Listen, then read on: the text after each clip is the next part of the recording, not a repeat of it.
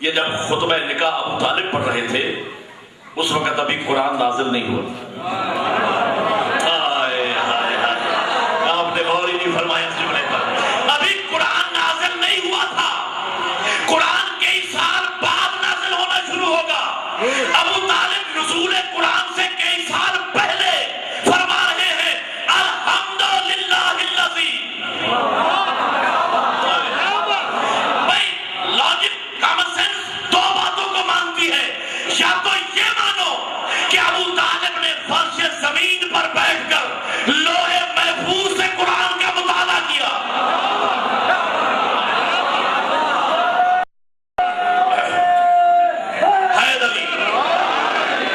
اگلے جملے پہ توجہ رکھیے گا.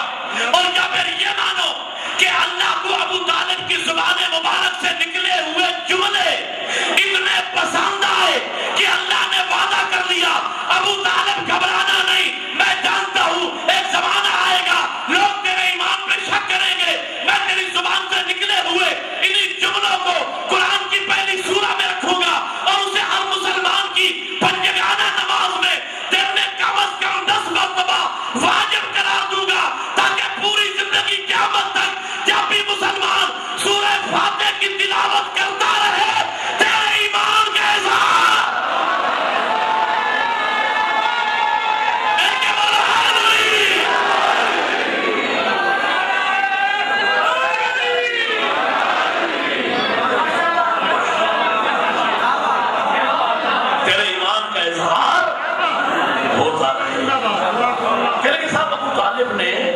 کلمہ نہیں پڑھا تھا. بھی کلمہ نہیں پڑھا تھا, نکاح تو پڑھا تھا. ہاں نکاح پڑھا تھا. اور یہاں دلچسپ بات یہ ہے کہ ہمارے یہاں جو میں نکاح پڑھتا ہوں اپنی ملت کے نوجوانوں کے, میں اس نکاح کی بات نہیں کر رہا. جنہیں حضرت ابو طالب کے ایمان میں شک ہے میں ان کی بات کر رہا ہوں کہ جب وہاں نکاح پڑھایا جاتا ہے تو پہلے دلہے کو کلمے پڑھائے جاتے ہیں. تو بقول آپ کے نکاح پڑھایا تھا ابو طالب نے, اور اگر یہی اسلام کا نکاح ہے جو آپ پڑھاتے ہیں تو ابو طالب نے کہا ہوگا نا بیٹا محمد ذرا کلمہ تو سناؤ. توجہ ہے یا نہیں بھائی؟ نکاح تو پڑھا تھا, نکاح پڑھا ابو طالب نے. دیکھیں بات کیا ہے, کہنے لگے بھائی انہوں نے کلمہ نہیں پڑھا تھا. میں کہتا ہوں عقل کے اندر کلمہ تو وہ پڑھے کہ جو پہلے سے مسلمان نہ ہو, جو پہلے ہی سے مومن و مسلمان ہو, اسے کلمہ پڑھنے کی کیا ضرورت ہے. اصل ٹیکنیکل گراؤنڈ پر مسلمانوں نے ابو طالب کے بارے میں یہ فتویٰ دیا. ٹیکنیکل گراؤنڈ کیا ہوتا ہے یہ میں بچوں کو کے لیے جان بوجھ کے یہ دو جملے کہہ رہا ہوں. مثلا یوسف یوحنا نے, جو پہلے یوسف یوحنا تھا اور اب محمد یوسف ہے, اس نے اسلام قبول کی. اس کی باقاعدہ فائل موجود ہے.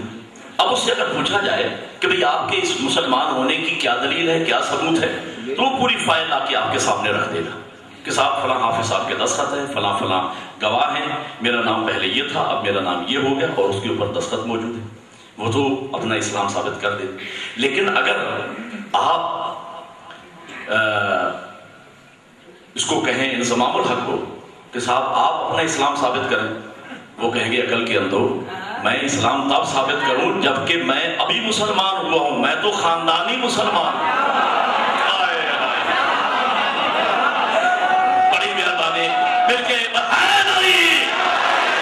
اصل ہوا یہ کہ باقی جو مسلمان ہوئے ان کے پاس ثبوت موجود تھے.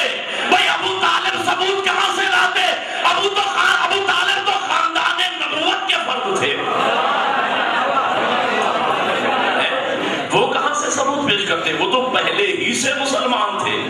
اور ابو طالب کے ایمان پہ نوجوانوں اور بچوں کے لیے خوبصورت دلیل رکھنا چاہتا ہوں کہ ابو طالب کے بیٹے کا نام علی, جس کے بارے میں تمام فرقوں کے مسلمان متفق ہیں کہ علی نے بچپن میں بھی کبھی بتوں کو سجدہ نہیں کیا. کے لیے توجہ کیجیے گا.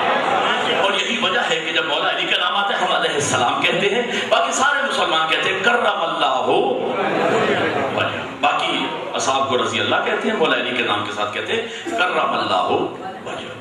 کہ جن کے چہرے پہ اللہ کا خاص کرم ہے. اب میں روک رہا ہوں، میرے پاس وقت نہیں ہے چونکہ مجھے آگے جا کے مجلس پڑھنا ہے، تو یہیں پہ بات کو روک رہا ہوں. ایک آدھ جملہ کر کے کرم اللہ، آپ کسی بھی عالم کے پاس چلے جائیں، انہیں کہیں کہ صاحب آپ مولا علی ہی کو کرم اللہ وجہہ کیوں کہتے ہیں، وہ یہی ایک ہی جواب دیں گے کہ صاحب نبی کی صحبت میں بیٹھنے والوں میں واحد ہستی علی کی تھی کہ جنہوں نے بچپن میں بھی کبھی بتوں کو سجدہ نہیں کیا. بھئی وہ گھرانے کے جن گھرانوں میں سجدوں کا رواج ہے، میں ان گھروں کی بات نہیں کر رہا کہ جن کے تعلقات اللہ سے ہمیشہ کشیدہ رہے. جہاں سجدوں کا رواج ہے، باپ نماز پڑھ رہے ہیں، دادا دادی نماز پڑھ رہے ہیں، تو چھوٹا بچہ سال کا 2 سال کا 1.5 سال کا وہ بھی چٹی پہنے ہوئے وہ بھی آ جاتا ہے مصلی پہ آ کے، وہ بھی دیکھا دیکھی بڑوں کے وہ بھی سجدہ کر ہی لیتا ہے، گھروں میں سجدہ کرتا ہے. بچے بھی بڑوں کو دیکھا دیکھی وہ بھی سجدہ کر لیتے ہیں. جہاں تک فرقوں کے علماء کہتے ہیں کہ علی نے بچپن میں بھی کبھی بتوں کو سجدہ نہیں کیا، تو 2 میں سے ایک بات ماننا پڑے گی، یا تو مانو کہ ابو طالب کے گھر میں بتوں کو سجدے کا رواج ہی نہیں تھا،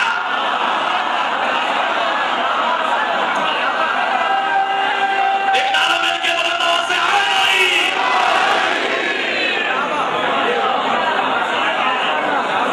ورنہ بڑوں کے دیکھا دیکھی کبھی تو بچہ بھی جھکتا. دیوان الہی ہے دیوان ابو طالب، ماشاءاللہ دیوان الہی ہے دیوان ابو طالب، کائنات کی ہر شے مرہون ابو طالب. اسلام کے دامن میں بس 2 ہی تو چیزیں ہیں، ایک مال ختیجہ دا، ایک خون ابو طالب.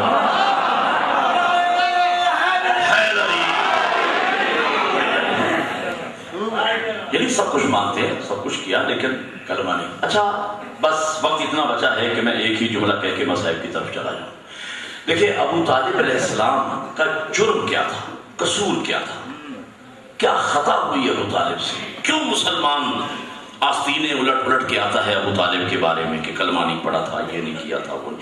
آخر جرم کیا ہے؟ اس پر علماء محققین نے بڑی بڑی کتابیں لکھی، میں نے بھی بعض کتابوں کا مطالعہ کیا، اس پر غور و فکر کیا. لیکن میں نے چند سال پہلے طالب علمی زمانے میں نے ایک شیعہ جریدے میں، اخبار میں، ہفتہ روزہ میں نے ایک شعر پڑھا. اس شعر نے جو مسئلہ حل کیا وہ بڑی بڑی کتابوں سے مسئلہ حل نہ ہوا. وہ شعر میں آپ کو سنائے دیتا ہوں، اور میری ساری تقریر ایک طرف اور وہ شعر ایک طرف. میں تو مان گیا کہ ہاں یہ بات ہے، اگر یہ بات نہ ہوتی تو یقیناً ابو طالب کو یہ مسلمان کبھی بھی نعوذ باللہ من ذالک کافر نہ کہتے. بس یہی بات ہے، میں تو تسلیم کر گیا، یقیناً آپ بھی مان جائیں گے. تو اللہ کی پوری توانائیوں کے ساتھ جو میں کہنے چلا ہوں، خدا کی قسم میری ساری تقریر ایک طرف اور یہ شعر ایک طرف. اور شاعر نے کیا خوبصورتی کے ساتھ بات کو نبھایا کہ بس اس خطا پہ، جو شاعر نے کہا میں اسی لفظوں میں کہہ رہا ہوں، بس اس خطا پہ دنیا نے تجھ کو چھوڑا ہے کہ تیرے لال نے ان کے بتوں کو توڑا ہے.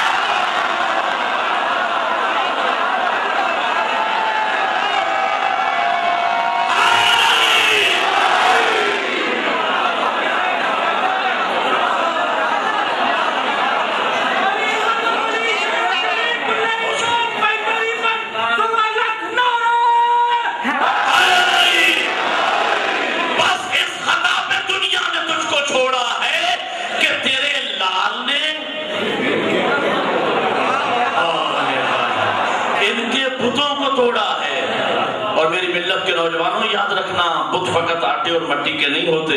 میرے مولا نے کسی بت کو بدر میں توڑا، کسی کو احد میں توڑا، کسی کو خندق میں توڑا، کسی بت کو جمل میں توڑا، کسی کو صفین میں توڑا.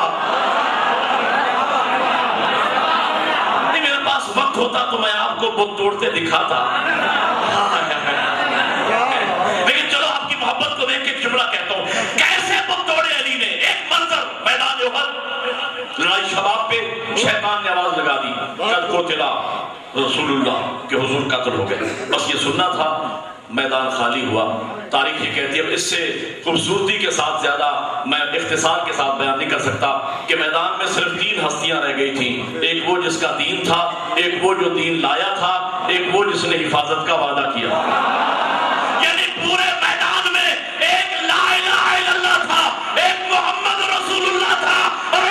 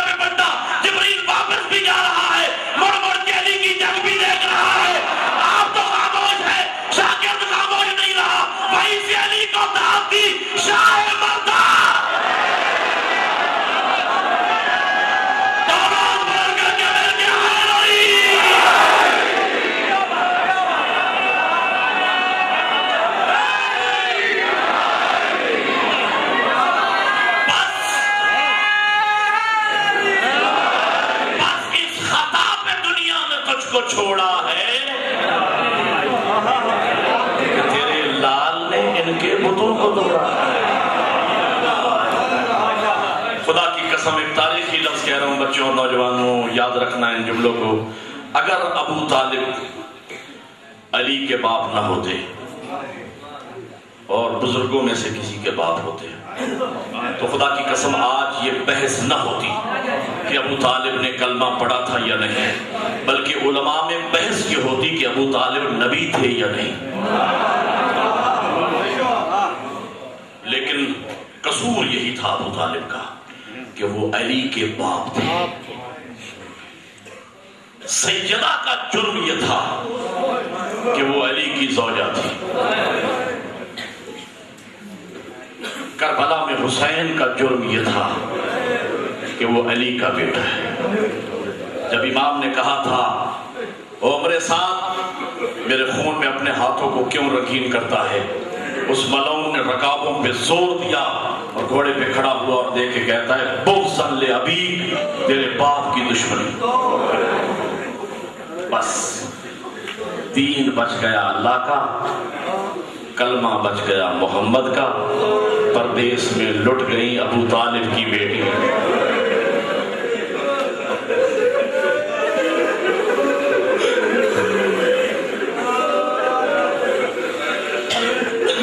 اب میرے پاس وقت تو بہت کم بچا ہے، 7 منٹ رہ گئے.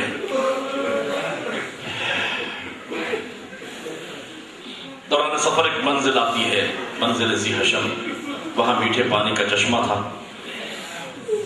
سب نے پانی پیا. جب قافلہ چلنے لگا تو امام فرماتے ہیں کہ قافلے میں جس کے پاس جو برتن ہے پانی سے بھر لو. حکم امام تھا، پانی بھر لیا گیا. کسی نے کہا مولا پانی ضرورت سے بہت زیادہ ہو گیا ہے. امام فرماتے میرا امر ہے، حکم ہے. پانی بھر لیا گیا. منزل شراب پہ قافلہ پہنچا. کسی نے کہا مولا ہمیں کوفہ کی جانب سے کوئی لشکر فوج آتی دکھائی دے رہی. امام فرماتے ہیں یہاں انتظار کرو، دیکھو کون لوگ ہیں، کہاں سے آ رہے ہیں، کہاں جانا چاہتے ہیں. انتظار کیا جانے لگا. ایک روایت کے مطابق 1000 اور ایک روایت کے مطابق 3000 کا لشکر لے کر ہر نے آ کے بطول کے بیٹے کا محاصرہ کیا اور گھوڑے پہ سوار تھا. امام بھی گھوڑے پہ سوار ہوئے. آمنا سامنا دعا سلام کے بعد امام فرماتے ہر تو کہاں سے آ رہا ہے، کہاں جانا چاہتا ہے، تیرے ارادے کیا ہیں؟ اور کہتے ہیں فرزند رسول میں ایک فوجی آدمی ہوں، ابن زیاد کی طرف سے مجھے حکم ملا ہے کہ میں آپ کو گرفتار کر کے دربار میں پیش کروں. گرفتاری کا نام آیا. امام کی آنکھوں میں آنسو آئے. فرماتے ہو میری طرف دیکھ، میں کائنات کے غلاموں کو آزاد کرانے والے خاندان کا جشن چلا جن کا رشتہ ہے زہرا کے بیٹے کے ساتھ. ان عزاداروں سے میں مخاطب ہوں. اور بطول کے بیٹے پہ جان قربان کرنے والوں، ان حالات میں بیٹھ کر بطول کے بیٹے کا پرسہ دینے والے عزاداروں، اللہ تمہارے بچوں کی عمر دراز فرمائے. اس کا اجر حسین کی ماں ہی تمہیں دے سکتی ہے. کیا رشتہ ہے بطول کے بیٹے کے ساتھ آپ کا؟ محبت کا رشتہ، عقیدت کا رشتہ. اللہ اس محبت میں اور زیادہ اضافہ فرمائے. تو عشق و محبت کا جن کا رشتہ ہے زہرا کے بیٹے کے ساتھ، میں ایک ایک لفظ میں مصائب کا ایک ایک پہاڑ دیکھے جا رہا ہوں. سادات کے مجھے بڑے درد یاد ہیں. عزاداروں، امام فرماتے ہیں میں کائنات کے غلاموں کو آزاد کرانے والے خاندان کا چشم و چراغ ہوں. اور یہ ساری باتیں بعد میں ہوں گی. پہلے تو اتنا بتا تیرے چہرے کا رنگ کیوں اترا ہوا ہے، تیرے فوجی کیوں پریشان ہیں، تیرے جانور کیوں ہانپ رہے ہیں. سر جھکا کے اور کہتے ہیں مولا 3 گھنٹے ہو گئے، میں بھی پیاسا ہوں، میری فوج بھی پیاسا ہے. شاید میں عزاداروں کو سمجھا نہیں سکا. اور نے 3 دن نہیں کہے، 3 گھنٹے. اور کہا اگر 1 آدھ گھنٹہ ہمیں پانی نہ ملا تو شاید ہم میں سے بعض شدت پیاس کی وجہ سے مر نہ جائیں. بس یہ سننا تھا. امام فرماتے میرے ساتھیوں میں نے نہ کہا تھا پانی بھر لو، اور میرے اصحاب اور کے گھوڑوں کو پانی پلاؤ. اکبر و قاسم عباس آؤ اور کے فوجیوں کو پانی پلاؤ. میرے مولا نے کاسا ہاتھ میں لیا اور کو پیش کیا.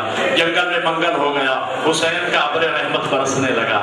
پیاسے سیراب ہونے لگے. جب سب پانی پی چکے تو ہر اور ہر کے ساتھیوں کے سر شکریہ کے طور پر جھک گئے. امام فرماتے نہیں ہر شکریہ کی کوئی بات نہیں ہے، میں اس جنگل میں تمہیں پانی پلا کے یہ ثابت کرنا چاہتا تھا کہ قاتل کو شربت پلانے والے باپ کا بیٹا کسی بھی حالت میں اپنی خاندانی روایات کو فراموش نہیں کرتا. گفتگو شروع ہوئی. امام فرماتے ہیں اچھا ہر تو مجھے گرفتار تو نہیں کر سکتا، البتہ اگر آپ لوگوں کو میرا وجود سلطنت عرب میں برداشت نہیں ہے تو پھر میرا مشورہ مان لے، میرا راستہ چھوڑ دو۔ دو روایتیں ہیں، ایک روایت یہ ہے کہ میں سندھ چلا جاتا ہوں، ایک روایت یہ ہے کہ میں ہندوستان چلا جاتا ہوں۔ ہندوستان بھی کہا ہو تو یہ ہمارا پورا پاکستان اس زمانے میں ہندوستان میں شامل تھا۔ جب میں یہ روایت پڑھتا ہوں میرا جگر پھٹتا ہے، میں کہتا ہوں بطول کا بیٹا کاش آپ ہندوستان آ جاتے، نہ سکینہ کو تماچے لگتے نہ اصغر کو تیر لگتا۔ وزاداروں آپ کے دلوں میں تو قبر حسین ہے۔ ایک ہندو عورت دیوی روپ کمار کے بارے مشہور ہے، اس نے سن لیا، تاریخ میں پڑھا اس نے کہ بطول کے بیٹے نے کہا تھا میرا راستہ چھوڑ دو میں ہندوستان چلا جاتا ہوں۔ وہ عورت کہتی ہے بھارت میں اگر آتا پردے میں اتارا جاتا، جو چاند بنی ہاشم کا دھوکے میں نہ مارا جاتا، چوکر سے نہ اٹھتے ماتھے، ہر وقت ہی پوجا ہوتی، اس دیش کی بھاشا میں بھگوان پکارا ہے، اور مسلمانوں تم نے ہمارا مہمان ذبح کر دیا۔ امام فرماتے اچھا اگر میرا راستہ بھی نہیں چھوڑتا تو پھر میرے ساتھ ساتھ چل سکتا ہے جہاں میں جاؤں۔ یہ کہہ کر امام نے ذوالجناح کو چلنے کا حکم دیا۔ ذوالجناح نے ابھی ایک سے دوسرا قدم رکھا ہوگا اور نے آگے بڑھ کے امام کے ذوالجناح کے لگام میں ہاتھ ڈالا۔ وزادارو شیو میں نے پڑھ دیا، آپ نے بڑی تسلی سے سن لیا، لگام میں ہاتھ کا ڈالنا تھا، پردے سے بطول زادیوں کی چیخوں کی آوازیں، پردیس میں پہلی مرتبہ بھائی کی غربت کو دیکھا رسول زادیوں، چیخوں کی آوازیں سن کے امام نے ایک جملہ کہا، حر تیری ماں تیرے غم میں روئے اور تو نے رسول زادیوں کو رلا دیا۔ پتہ ہے جواب میں حر نے کیا کہا؟ جو جواب حر نے دیا نا، میں تو اس جواب سے سمجھ گیا کہ حر کی تینت میں شرافت پہلے سے موجود تھی۔ جواب میں پتہ ہے حر کیا کہتا ہے؟ حسین تیری ماں اگر فاطمہ نہ ہوتی، جس طرح آپ نے میری ماں کا نام لیا ہے میں بھی آپ کی ماں کا نام لیتا، لیکن میں مجبور ہوں سوائے درود و سلام کے میں آپ کی ماں کا نام نہیں لے سکتا۔ میں کہتا ہوں عزاداروں کربلا کی طرف دیکھ کے ماتم کرتے ہوئے ایک لفظ ضرور کہو، اور اللہ تیری قبر پہ رحمتیں نازل کرے، اور تو نے دشمنوں کے سامنے حسین کی ماں کا احترام کیا ہے۔ اے اللہ جانے وہ کیسے مسلمان تھے اور جن کے دربار میں 4 گھنٹے بطول کھڑی رہی، کسی مسلمان کو حیا نہیں آیا، زہرا تھک گئی ہوگی تھوڑی دیر بیٹھ۔ امام فرماتے ہیں کہ میرے ساتھ چل سکتا ہے، یہ کہہ کر امام نے ذوالجناح کو چلنے کا حکم دیا۔ مختصر آخری 2 لفظ کہوں، 2 کو کربلا پہنچے، 9 کا دن گزر گیا، 10 کی رات آ گئی، آدھ رات کا ٹائم ہو، اور کا ایک بیٹا جس کا نام علی ابن حر، اس کا گزر ہوا زہرا زادیوں کے خیموں کی جانب سے۔ چھوٹے چھوٹے بچوں کی آوازیں سنی، العطش، ہائے پیاس، ہائے پیاس۔ آیا باپ کے خیمے میں ہاتھ سے پکڑا، کہا بابا میرے ساتھ چلو۔ کہا بیٹا کہاں؟ کہا آئیں تو صحیح۔ لے کے آیا خیموں کے پیچھے، کہا بابا کان لگا کے سنو، کیا اسی حسین کے بچوں کی آوازیں نہیں ہیں جنہوں نے ہمارے گھوڑوں کو پانی پلایا؟ بابا ہمیں کیا ہو گیا، ہم کس طرف جا رہے ہیں؟ اور کہتا ہے بیٹا میں مر چکا ہوں، مجھے مرے ہوئے کو نہ مار، میں نے طے کر لیا ہے معافی مانگوں، سوچتا ہوں گناہگار بہت بڑا ہوں، اللہ جانے معافی ملے گی یا نہیں ملے گی۔ علی ابن حر کہتا ہے بابا آپ نے منزل شراب پہ بطول کے بیٹے کا کرم نہیں دیکھا تھا؟ میرا دل مانتا ہے ہماری معافی مانگنے میں دیر ہو سکتی ہے، کریم کے بخشنے میں دیر نہیں ہو۔ کہا اچھا بیٹا آؤ قسمت آزماتے ہیں، لیکن میرے ہاتھوں کو باندھ دو، ان ہاتھوں سے میں نے گھوڑے کی لگام میں ہاتھ ڈالا تھا، اور بیٹا میری آنکھوں پہ پٹی باندھ دو، میں کس منہ سے سامنا کروں گا بطول کے بیٹے کا؟ عزاداروں ادھر سے گناہگار چلے، ادھر سے کریم کی آواز آئی، اکبر و قاسم و عباس استقبال کی تیاری کرو، میرا مہمان آ رہا۔ آمنا سامنا ہوا نوجوانوں، مجھے کسی روایت میں نہیں ملا کہ انہوں نے منتیں کی ہوں، لجاجتیں کی ہوں، آہوزاری کی ہوں، نہ انہوں نے رک کے ایک جملہ کہا، حلی توبہ، مولا کیا میرے لیے بھی معافی ہے؟ میں اس 2 لفظوں کا ترجمہ کروں، مولا کیا کائنات کا سب سے بڑا مجرم تیری بارگاہ میں آ سکتا ہے؟ مجرم کی نیند ختم نہیں ہوئی ہوگی حسین کے سینے سے لگا کے کہا بھائی اور میں نے معاف کیا۔ حسین نے بھائی کہا، عباس کی آواز آئی بھائی اور میرا سلام، اکبر نے کہا چچا اور میرا سلام، اور محمد نے کہا ماموں اور ہمارا سلام۔ جنگل میں منگل ہو گیا، مبارک بادیوں کی آوازیں خیموں میں پہنچی۔ جناب زینب فرماتی اما فضا ذرا میرے بچے اور محمد کو بلانا۔ شہزادی آئے، بیٹا یہ کیسی مبارک بادیاں ہیں؟ اما وہ جس نے ماموں حسین کا راستہ روکا تھا وہ ماموں کی فوج میں شامل ہو گیا، ماموں نے بھائی کہہ کے معاف کر دیا، وہ حسین ہے، یہ شریکت الحسین ہے۔ کہا میرے لال چلے جاؤ، ایک ان کے دائیں کھڑے ہو جانا، ایک ان کے بائیں کھڑے ہو جانا، سر پہ ہاتھ رکھ کے کہنا ماموں اور اما زینب سلام ہے۔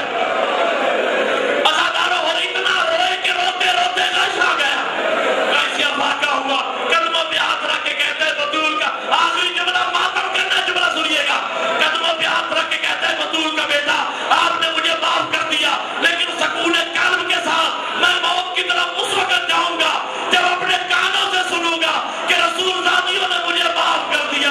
ہاتھ سے پکڑا حسین نے، خیمے کے باہر اور حسین اندر داخل ہوئے، زینب بہن بھائی اور معافی مانگنے آیا ہے۔